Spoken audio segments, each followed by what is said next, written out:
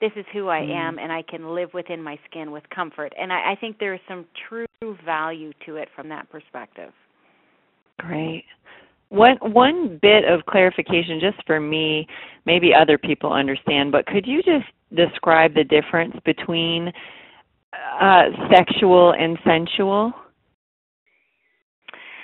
Well, both of them can be very good things. I don't want to say one thing in a negative connotation, but no. But how I was differentiating the two terms in what I was just saying was, sensual is something that you're doing for your husband rather than just what we see in commercialized sex on billboards. Yes. Because sex sells. We all know that. So I was trying to differentiate between that. There is something about understanding yourself as a sensual, as a sexual woman, but not flaunting it for the whole world to see, having that something that's special for your husband. That's helpful. Thanks for the clarification.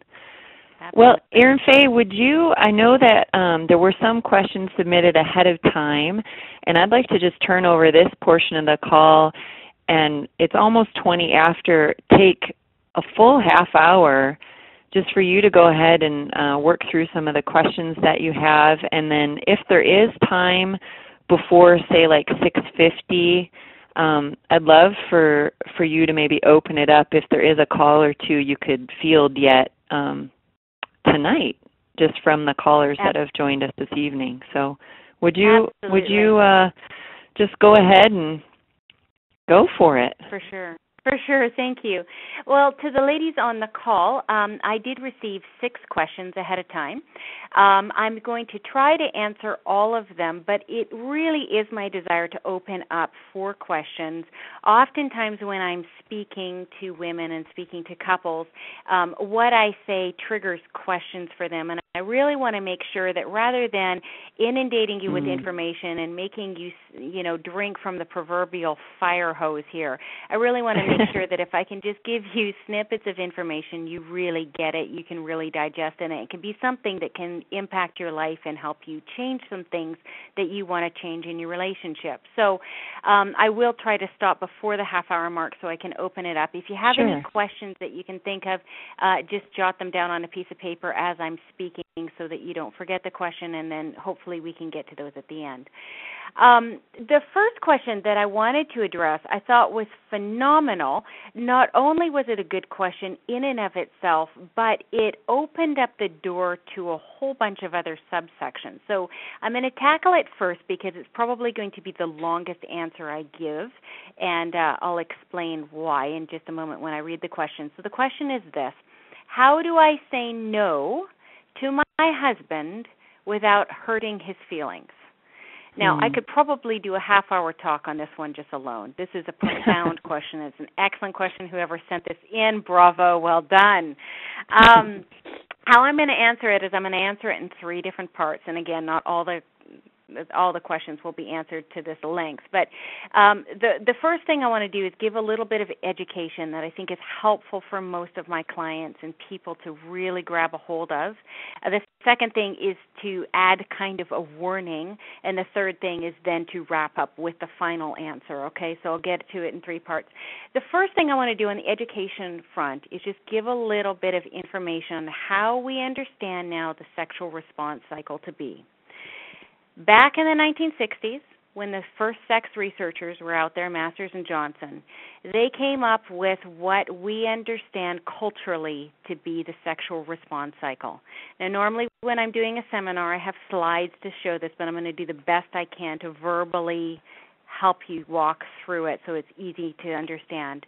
And that is this: when we start to go through the sexual response cycle, the first thing we feel is desire. Desire is our brain twigging, the little light bulb coming off in our brain saying, I want to have sex. The second part of the sexual response cycle is if we act on that desire, our bodies become aroused.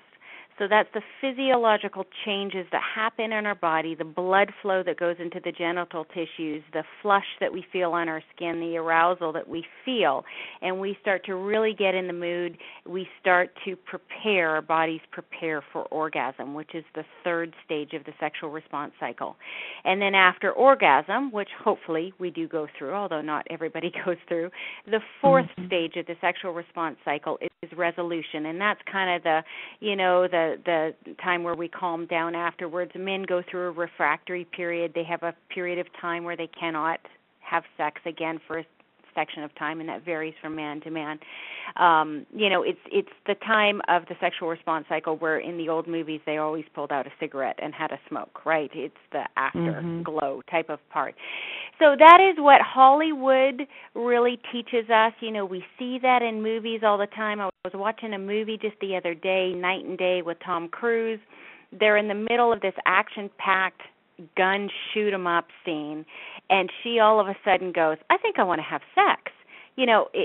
Like shooting is some sort of aphrodisiac or something to this woman. Like, it's just absurd, right? But we see this in Hollywood all the time. Everybody instantly knows they want to have sex. They act on it. They start getting aroused, and then it finishes up in the actual sexual act. Now, it is true that some of the population follow that sexual response cycle. However, we are understanding from new research, Rosemary Basson's research out of the University of British Columbia, is telling us that does not hold true for all of us. For a lot of people, particularly women, the first two are switched. So what happens for a woman in this scenario is her body actually has to be getting aroused. Her body has to actually have the blood flow going on. The body has to actually be engaged in the sexual act before her brain twigs, I'm in the mood. I actually want to have sex. And then the next two stages of the sexual response cycle are the same as the original one. There's orgasm and the resolution. Now, the reason why this is significant is because there are a lot of people out there who think when their husbands say specifically, hey, are you interested in having sex, their instant response is, no, I'm really not interested in having sex.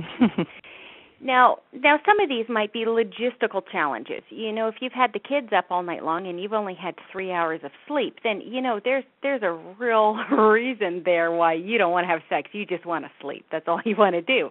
And that makes sense. But for other people, outside of those circumstances, there really is an issue of they need to be actually engaged in the sex act before they understand themselves that they do actually want to have sex.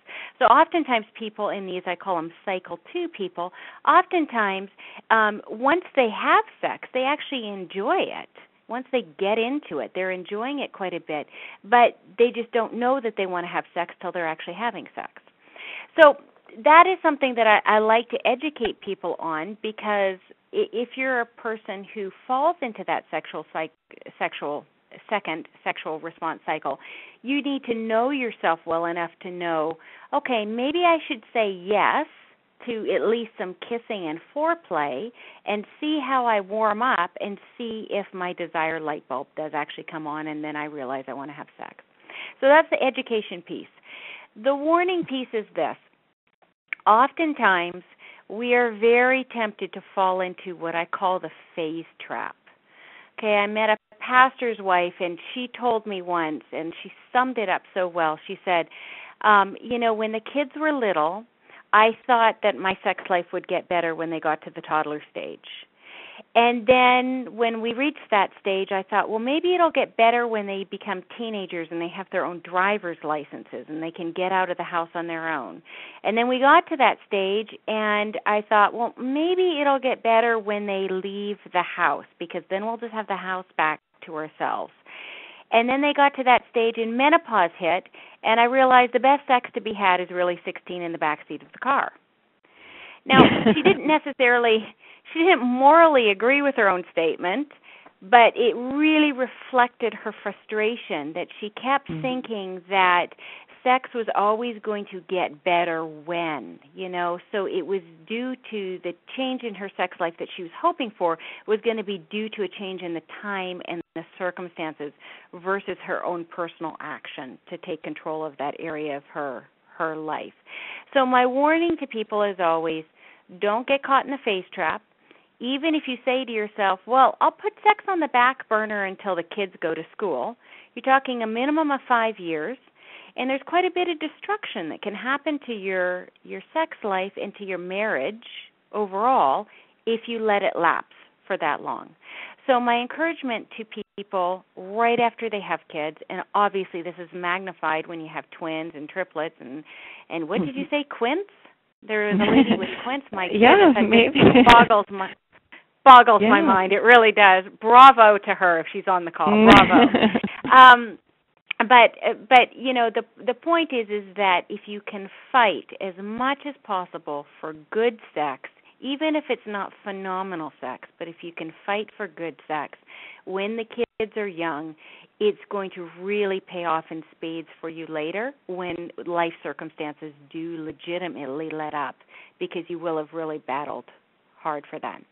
So those are the first two parts. The third part of the question is, my encouragement to women is that their answer to their husband should always be yes more than no. There's obviously times where no is fine, it's understandable, it's legitimate, and it needs to be vocalized. But if you are saying yes more often than you're saying no, you're not going to be hurting his feelings, because it's not going to come across as a rejection of him.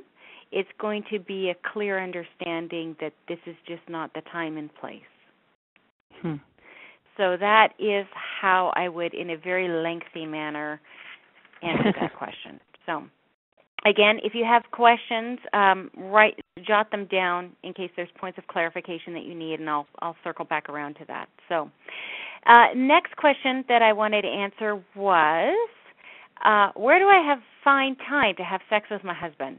Again, great question. And what I really recommend for people is people have to choose that a good sex life with their spouse is of value to them. They have to come to the place of deciding, yes, this is something that matters to me. This is something that I don't want to allow to lapse in my relationship. And then they need to take actions to actually support this value, because it's really easy for us to say in our life, oh, I really value such and such. But if you don't take the actions to support that value, then you're just really thinking it's a value, not actually being a value, if that makes sense. So the exercise that I often have my clients do if time is an issue for them is I have them sit down and I write down all the activities that they do on a daily basis, all the activities they do on a weekly basis, all the activities they do on a monthly basis. Now, this exercise in and of itself might take a week. You might just want to have a notebook where you jot down a few things in a spare moment that you have, and you have the notebook sitting on your kitchen counter, closed, obviously, so that your children can't read it. But when you think of, oh, this is something I do, oh, yes, this is something I do, you jot it down. So over the process of a week, you're writing down what these activities are.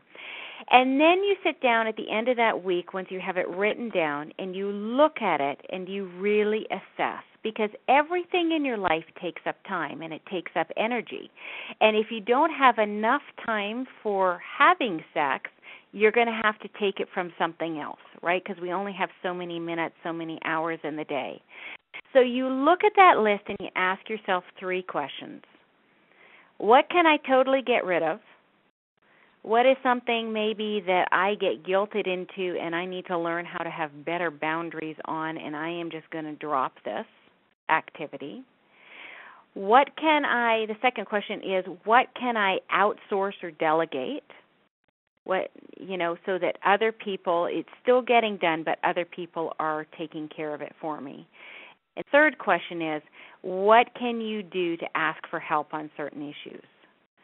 So if you need someone to come alongside you to help you with something, is another option for you, so that you can free up time. Now, you don't need a ton of time. Even cutting 10 minutes a day from an activity so that once a week you have an